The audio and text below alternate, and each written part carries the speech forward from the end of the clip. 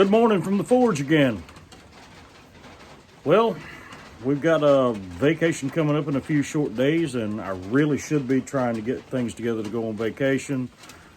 Get all the fishing stuff together, make sure the boat's right, get packed, clean my truck out. I should be doing all these things, but a lot of those things require me to be outside, and it's raining.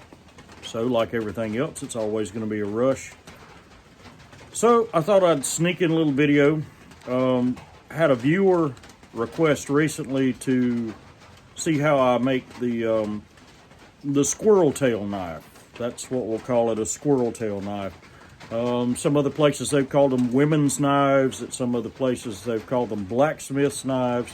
They're basically just a standard knife blade, and the handle itself is nothing but steel that's been worked out and scrolled around to make a grip. I won't vouch for the historicity of these things. There have been people talk about finding them in Iron Age grave finds. That may be true. I've talked about it in the past and said, yeah, okay, that might be the case.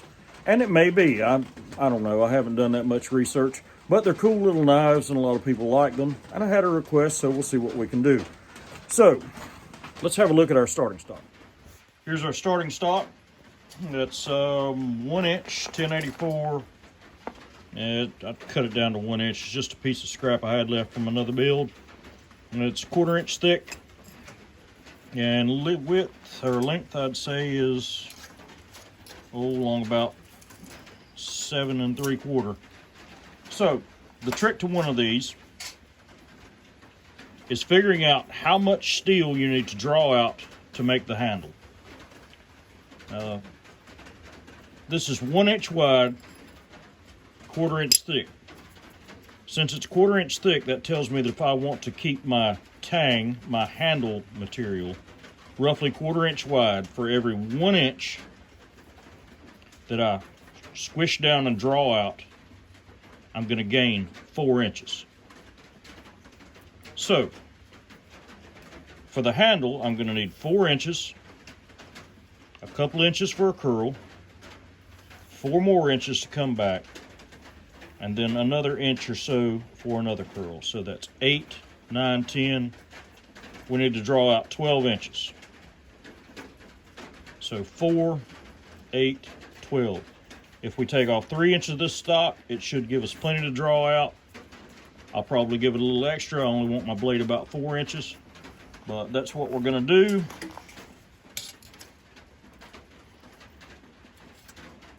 So I'll probably mark that right at 4 inches. I'll put a dimple right here. That'll be my mark. And I'm probably gonna do a little bit of this with the power hammer and a little bit at the anvil, and we'll go back and forth and we'll make it work. Can't take a lot of time today, like always. I'm in a rush. Like I said, I've got vacation to get ready for. Let's see what happens. Gonna be starting off with the power hammer.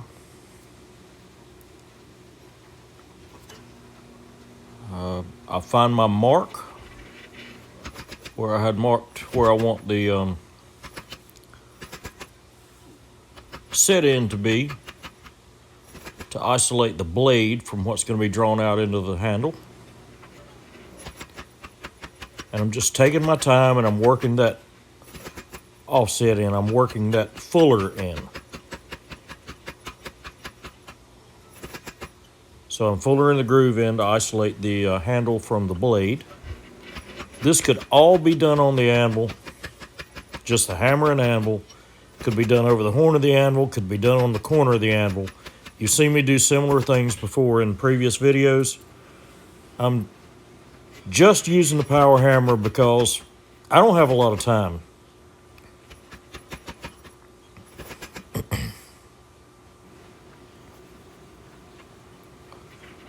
So now I'm going to partially draw out the part that will be curled around into the handle. I'm not going to go the full width. I'm going to finish this on the anvil. I'm just going to start it in the right direction and start getting it narrowed down. Drawing it out for length, making sure it stays the right width. I want enough meat left there to finish on the anvil.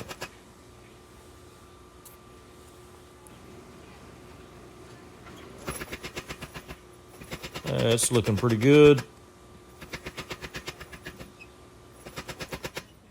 Like I said, this can all be done on the Anvil, but I'm pressed for time, so power hammer it is.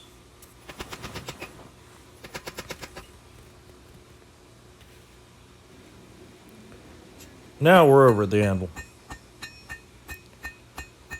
Let's start out by drawing down the very end, drawing it down to a steep taper.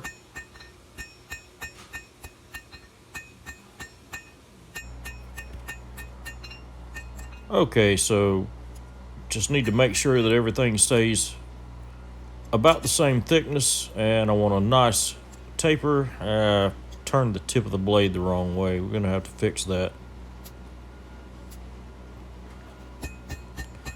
So I'll just turn the tip back down the way I need it, from the spine toward the edge.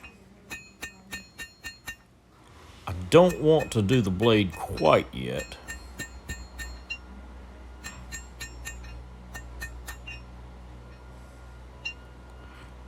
But I do need to be set up. So now I'm going to go to the horn of the anvil, and we're going to bend a curve away from the spine and toward the edge into that blade. Those of you that have seen my videos before know the purpose of this, but I'll state it again.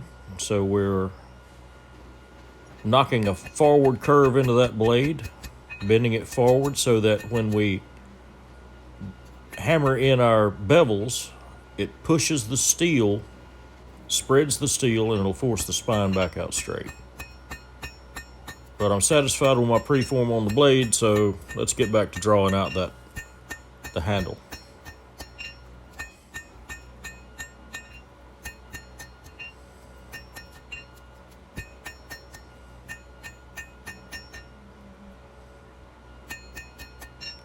Not so bad, not nearly long enough yet. You see, I'm using the corner of the anvil as a fuller, and that really makes drawing out a lot quicker. Helps you move the steel quicker. Keep it flat, keep it even. Draw it out, straighten it up.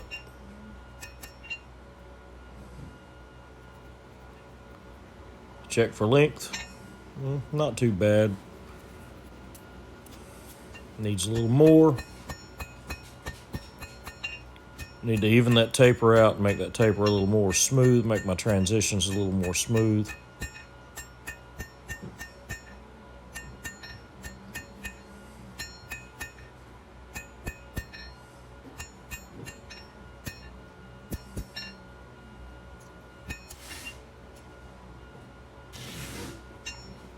Not bad. Just smooth everything out.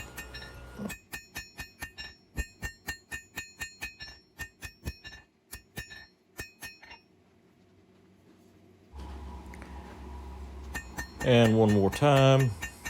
I'm really satisfied with the taper, satisfied with the thickness. I think we're about ready to work on the blade.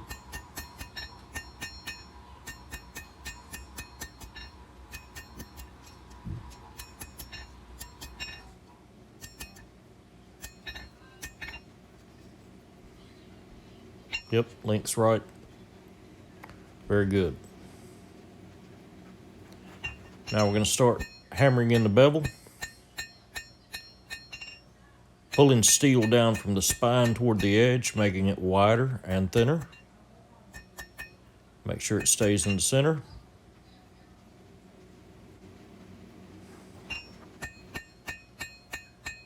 Working a little bit at a time, not trying to work the whole length of the blade at once. There's no sense in it. It's a waste of time and energy. Work the width of the hammerhead and be happy. Then move on and work another width of the hammerhead until you reach the whole thing. Much more efficient this way.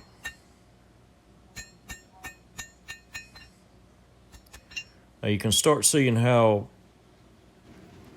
hammering those bevels in is straightening the spine, straightening that reverse curve that we'd put into the spine.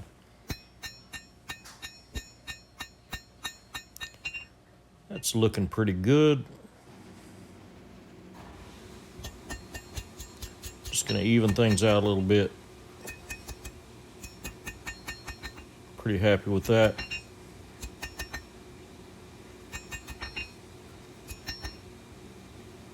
Yep, that's about ready. About ready for a touch-up on the grinder. And that's exactly what we've done. We've done a touch-up on the grinder. And I've actually already done the heat treat on the blade because I'm not going to get enough heat transfer to mess up the heat treat on this blade. Yep, and you can see I messed up and started my bend too short the first time. So we straighten it back out and back to the fire. And you can also see from the bad editing that I forgot to record bending that curly cue in for the finger well. But there we go. That's pretty much it. That's how it's done. Okay, so there we go. Gone to the grinder.